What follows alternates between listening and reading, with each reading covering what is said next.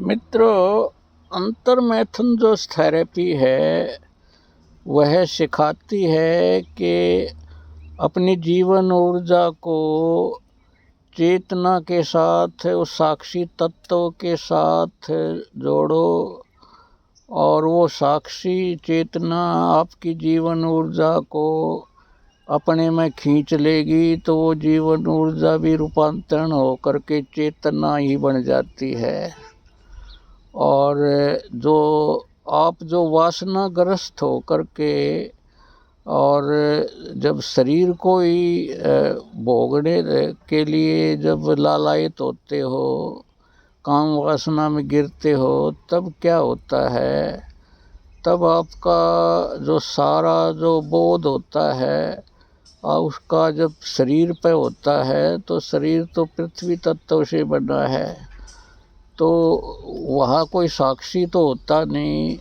वहाँ तो बस एक वृत्ति होती है कि शरीर में कैसे शरीर के साथ एक हो जाए, शरीर को भोग ले, शरीर में ही प्रवेश करें। तो सारी जो ध्यान होता है वो शरीर केंद्रित होता है। तो जो इसलिए जो जीवन ऊर्जा है वो दूसरे शरीर को पैदा करने के लिए बीज बन जाती है। तो इस प्रोसेस में आपकी जीवन ऊर्जा पृथ्वी बनने के लिए तैयार हो जाती है। तो देखो कितना अंतर है। एक तो अंतर्मैथुन तो आपको आकाश में उठा देता है, उदरगामी कर देता है, आपको दिव्यता प्रदान करता है, और जो भोग है, जो वासना है, आपको मिट्टी में मिला देती है।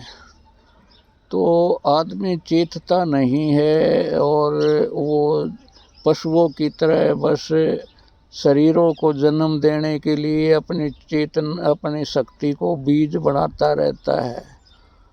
और प्रकृति तो चाहती भी यही है कि हमारी जीवन ऊर्जा नए सृष्टि चक्र को चलाने के लिए बीज बढ़ती रहे, नए शरीरों को जन्म देने के लिए। पृथ्वी का जो प्रकृति आप नहीं चाहेगी, प्रकृति को कोई रस नहीं कि आप अपनी ऊर्जा को दिव्य बनाएं। तो ये तो आदमी ने अपने ही अवेयरनेस से, अपने ही सोच से और अपने ही विवेक से इस अंतर्मैथुन थेरेपी में जाना होगा, उसका विज्ञान समझना होगा और अपने भीतर सोए हुए शिवत्व को जगाना होगा। जय हो, जय हो।